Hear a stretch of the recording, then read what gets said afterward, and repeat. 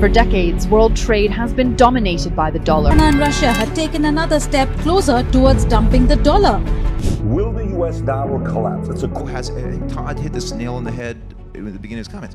Every country has its own interests, right? Mexico has its interest, the U.S. has its interest, and when I went as ambassador to Mexico, I was very strong in saying Mexico was ranked 126th. In the Ease of Doing Business Index, they were ranked 60th. India and Mexico have a positive diplomatic relationship as well. Mexico has shown interest in joining BRICS, whose main objective is to create their own world reserve currency that can compete and one day overtake the US dollar. But Mexico's interest in BRICS is a direct conflict with their long-standing economic and diplomatic relationship with the United States. In this video, let's dive into the benefits that Mexico has staying loyal to the US dollar, the advantages they could get from joining BRICS, how their potential move to BRICS would impact the US dollar, and most importantly, what all this means for you. Before we go forward, let's go back to understand how historically Mexico has tied itself to the United States and the dollar. In the 1840s, the two countries had a dispute over Texas, which eventually led to the Mexican-American War. This war was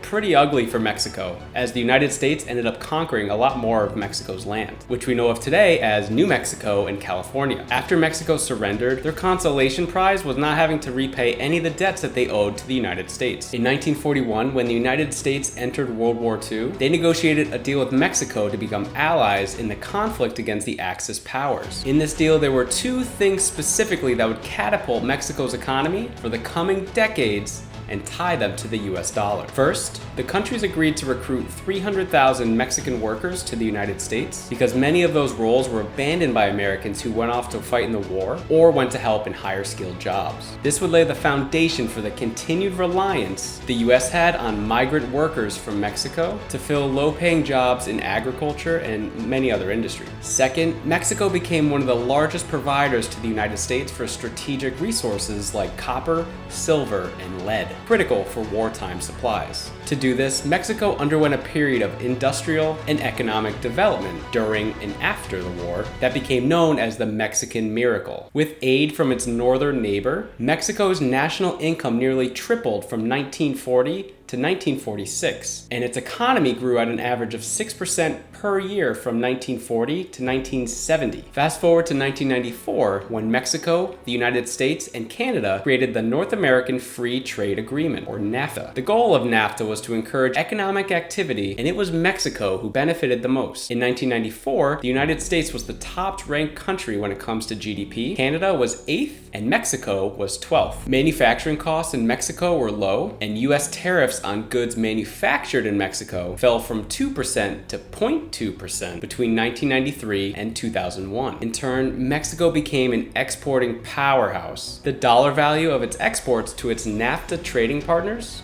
doubled within this period. Because of this, Mexico's trade economy went from making up 25% of its GDP in the 1990s to 51% just a decade later. This is almost entirely due to the NAFTA deal and its trading partners, considering that 90% of Mexico's exports went to the United States and Canada.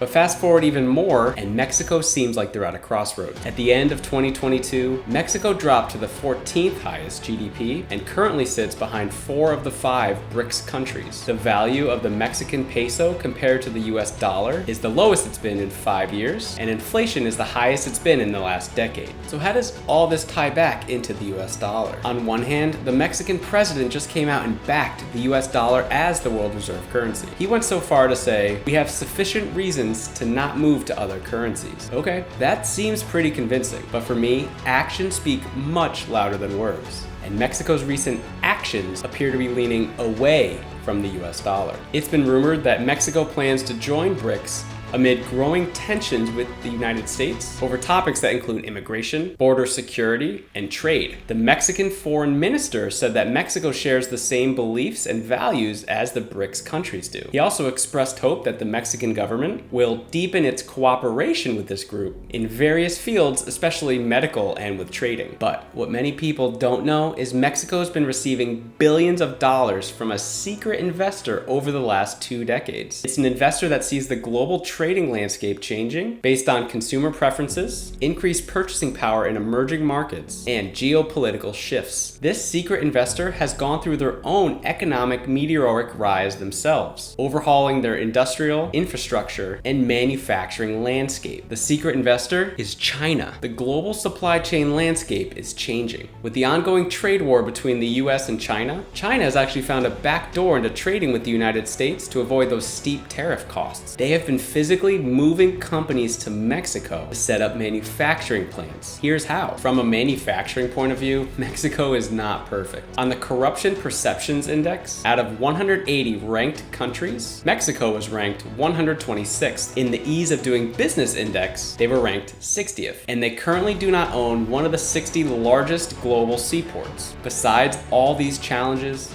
Mexico is blessed with one geographic gift that only one other country can claim. And that is it shares a border with the United States, who happens to have the world's largest economy. Mexico makes up its lack of seaports by transporting the majority of their items through the Laredo land port, which is on the Mexico-Texas border. And since construction in 2000, it's never been busier. But wouldn't you know it, some 150 miles south of this land port is where you're going to see most of China's investment into Mexico. Back in 2017, China broke dirt on what is now called Hafusen Industrial Park, a 200-acre complex constructed by a private Chinese and Mexican partnership designed to pull in the top Chinese manufacturers. The master plan is to lure in over 100 Chinese companies, build out a residential area to house all the employees, and include Chinese restaurants, hotels, and even hospitals, creating an environment to make it feel like home, with the end goal of making it easier and cheaper to trade with the Western world, specifically the United States. If you like these news update videos related to your personal finances and you want to see more of them, make sure to subscribe to the channel. Within the BRICS network, Mexico clearly has the strongest ties with China. But let's quickly talk about Mexico's relationships with the other 4 BRICS countries. Brazil and Mexico are the 2 most economically powerful nations in Latin America and have a long-standing trade and diplomatic relationship. They even explored the possibility of a free trade agreement for themselves to help boost each of their economies. Mexico has not imposed any sanctions on Russia, even after its ongoing attack on Ukraine. The 2 countries have maintained a positive diplomatic relationship since 1924, when Mexico became the first country in the Americas to establish a relationship with the then Soviet Union. The focus of their relationship has always been on cooperation and advancement of energy and technology. India and Mexico have a positive diplomatic relationship as well, and a bilateral trade partnerships that covers many categories including sustainable energy, climate change, and international security. And finally, Mexico has a bilateral trading agreement with South Africa, but it's significantly smaller than the other relationships it has with the BRICS countries. The 2 countries have cooperated on peacemaking missions and plans to combat climate change. As far as the dollar is concerned, a Mexico alignment to BRICS likely means the United States could see a slight downturn in the economy, as Mexico holds about 15% of all the trades that the United States make. The way I see it, Mexico is actually doing a pretty good job utilizing the United States and the BRICS nations to their economic advantage. If Mexico were to join BRICS, I would expect the United States to impose larger tariffs, which would punish Mexico financially. And in the short term, I think this could cause great damage to the currently underperforming Mexican economy. But by all reports, Mexico has put their hat in the ring for a BRICS consideration. And at the beginning of June 2023, the 5 BRICS nations are meeting in South Africa to discuss a potential expansion. Does BRICS even need to expand? And is their plan to dethrone the US dollar actually working? I talk about all that in this video here.